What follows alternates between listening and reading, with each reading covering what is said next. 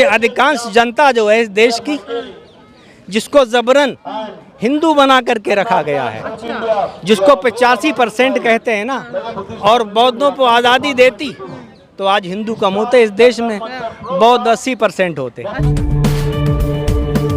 Sir आपका नाम? खलील खान मेरा नाम है। अच्छा, आप कहाँ के हैं? हम दिल्ली के ही हैं रहने वाले। अच्छा। और द्वारका में इकाई है दुर्गा पार्क इकाई, ऑल इंडिया शाक्य महासभा, उसकी इकाई दुर्गा पार्क पालम में है।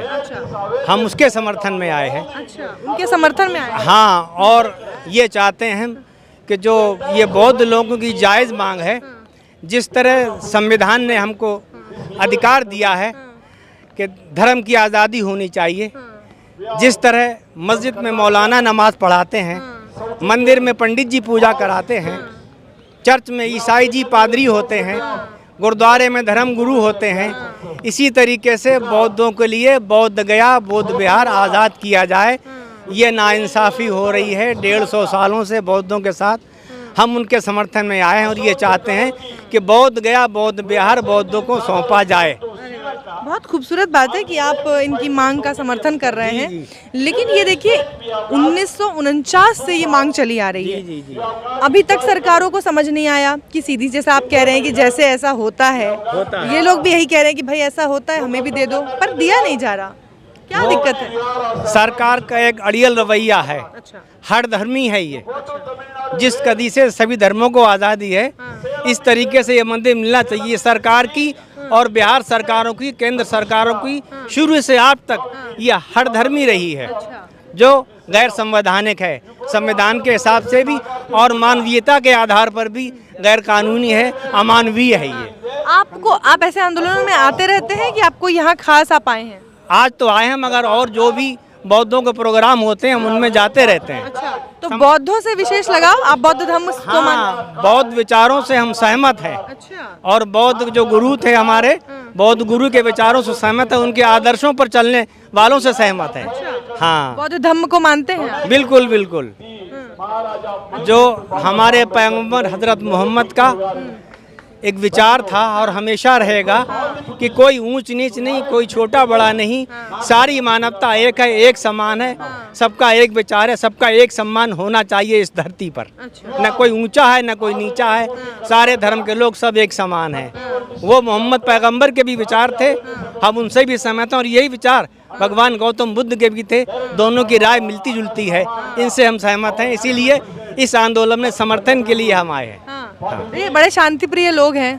आज तक ये मुझे लग रहा है इस तरीके का पहला धरना प्रदर्शन कर रहे हैं, है ना? बौद्ध धर्म को लेकर, जो बौद्ध गया का जो मुद्दा है उसी को लेकर बस हमेशा धरना हुआ है, प्रदर्शन हुआ है।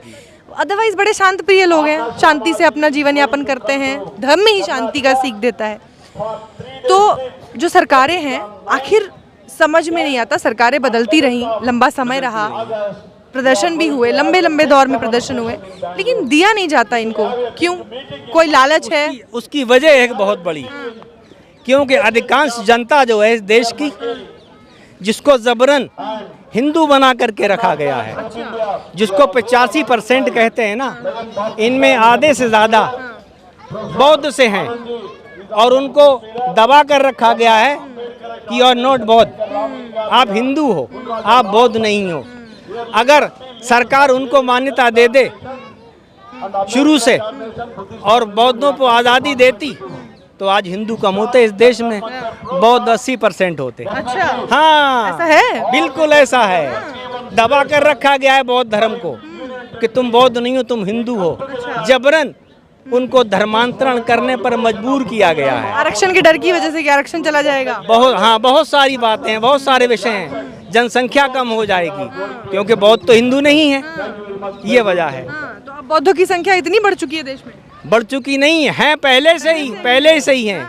उनको तो जबरन हिंदू बना के रखा गया है। अच्छा। हाँ। एक सवाल ये भी है कि बाबा साहेब ने जब बौद्ध धर्म को चुना, उससे पहले उन्होंने तमाम धर्मों का अध्ययन किया, बहुत ही गहन अध्ययन किया, इस्लाम का भी किया, लेकिन उन्होंने इन सभी धर्मों को छोड़ के बौद्ध धर्म को चुना, जबकि उस वक्त भारत में बौद्ध धर्म की कुछ खास व्यवस्था नहीं थी। लेकिन बाबा साहेब इसको वापस लेकर आए और उन्होंने घर वापसी की, और आज तमाम लोग, जैसा कि आपने कहा, घर वापसी कर रहे हैं। धर्म तो पहले भी था, लेकिन अब लोग घर वापसी कर रहे हैं। आपका कितना इंटरेस्ट है बौद्ध धर्म में? एक और विचार रखना चाहता हूँ मैं, रखिए, बिल्कुल रखिए। बौद्धों की जनरेशन को और आने वाली जनरेशन को ये बौद्ध समितियां बने।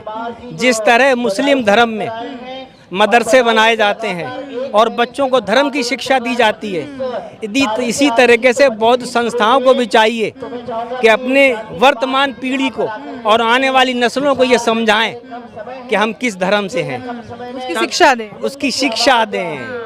जैसे ये श्रामणेर वगैरह बनाए जाते हैं, इसको और थोड़ा बढ़ाए, शिक्षा दें। बिल्कुल बढ़ाएं। वहाँ वो पीछे रह गए। हाँ, बौद्ध धर्म को शिक्षित किया जाए कि हमारी हकीकत क्या है। तथागत गौतम बुद्ध की कौन सी सबसे अच्छी बात आपको लगती है? शांति प्रिय सबसे नंबर 1, और मानवता सब एक समान, मानव एक समान। मानव एक समान, और कई बातें हैं उनकी जो सबके लिए एक समान है। हम उनसे प्रभावित। प्रधानमंत्री भी जब कहीं जाते हैं इस देश के बाहर, तो यही बात कहते हैं जो आप कह रहे हैं। कहते हैं कि मैं बुद्ध के देश से आया हूँ, शांति का संदेश लाया हूँ, लेकिन जब देश में रहते हैं तो इन विचारों की बात नहीं सुनते हैं। उन देशों की सहानुभूति बटोरने के लिए ऐसे राजनेता हमारे ये बात कहते हैं।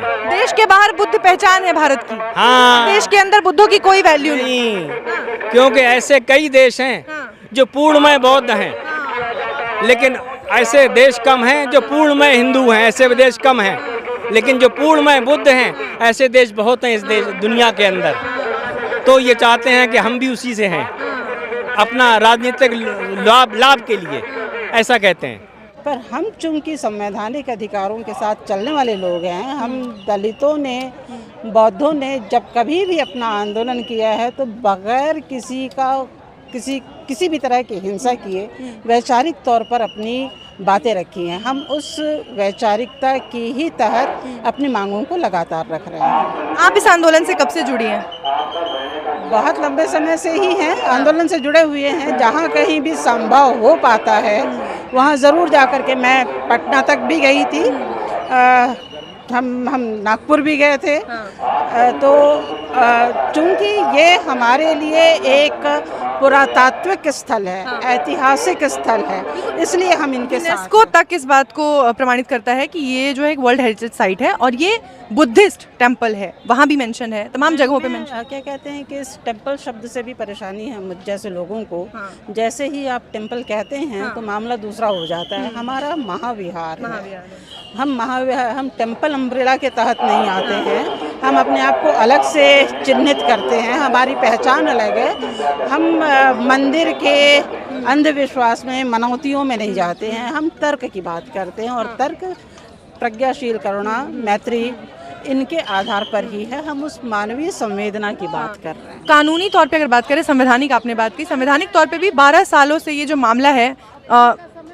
मामला है ये सुप्रीम कोर्ट में अटका हुआ था। अब जाकर सुप्रीम कोर्ट की भी नींद खुली है और इस मामले को सुनवाई के लिए पेश किया जाएगा 29 तारीख को। उसे कैसे देखती हैं आप? फिर से वही कि इस देश में ब्राह्मणवाद कौन सी पोस्ट पर नहीं है। सारी की सारी पोस्ट पर आरएसएस की मानसिकता, ब्राह्मणवादी लोग बने हुए हैं। जैसे ही मानसिकता बदलती है वैसे ही आपको उस तरह की एक्टिविटी दिखाई देनी शुरू होती है। जो उस संवेदना को, उस वैचारिकता को समझते हैं, वो सामने आने लगते हैं। तो ये केवल इतनी सी ही वजह है कि इसकी सुनवाई हो रही है। और मुझे लगता है कि नेताओं के अलावा जो हमारे न्यायाधीश हैं, यदि इसको संवेदना से उठाते हैं, इसको वैचारिकता के साथ उठाते हैं, तो उनके पास निर्णय लेने को देर नहीं लगेगी। लेकिन इस वक्त हमारे इस देश में जो हमारे यूनियन माइनॉरिटीज़ मिनिस्टर हैं वो बौद्धिस्ट हैं, हमारे चीफ जस्टिस ऑफ इंडिया हैं वो बौद्धिस्ट हैं। ऐसे में भी बुद्धिस्टों की ये लड़ाई, इसको कोई इसमें ज़ोर मिलेगा इससे? क्या कहते हैं कि हम लोगों को कागज़ी कार्रवाई और करनी चाहिए। हम इस तरह के प्रदर्शन तो कर रहे हैं, इसके अलावा जो कागज़ की बात होती है, संविधान प्रक्रिया में, वो भी होनी चाहिए। तो मुझे लगता है पूरे देश से हर एक संगठन को, जो अम्बेडकरवादी संगठन है, वो जो बौद्धिस्ट संगठन है, वो सारे के सारे इनको अपना मेमोरेंडम भेजें, ज्ञापन भेजें और मांग करें। चलिए, एक आखिरी सवाल मैम, अक्सर इस आंदोलन में एक बात निकल कर आता है कि अयोध्या हमने छोड़ दिया, क्योंकि वहाँ भी आप गए थे एक अपना पिटिशन लेकर, तमाम जगहों पे जिन मंदिरों की बात होती है कि वहाँ भी हम छोड़ देते हैं, लेकिन बोध गया को नहीं छोड़ेंगे। नहीं, मुझे ऐसा लगता है कि केवल भारत ही नहीं, एशिया में आप देखने जाएंगे तो बुद्धिस्ट साइट दिखाई देती है। ये जो बोध गया है वो वैचारिकता की चीज़ है। वहाँ वो गौतम बुद्ध ने तपस्या की थी, उनको ज्ञान की प्राप्ति हुई थी, इसलिए वो बड़ी जगह है, और जहाँ विचार है वहाँ हम हैं। दोहरे मापदंड हमारे पास नहीं है। जो बुद्ध हैं वो विष्णु का अवतार तो दिखाई नहीं देते हैं, वो एक ऐतिहासिक पात्र हैं। बिल्कुल इसी तरह का इतिहास या पुरातत्व तात्विक प्रमाण विष्णु के लिए दिखा दिया जाए। बाकी सारे जितने भी धार्मिक क्रियाकलाप संचालित किए जाते हैं, कर्म कांड होते हैं, वो सारे के सारे केवल और केवल विश्वासों पर संचालित हैं। ये प्रमाण है, ये अंतर है।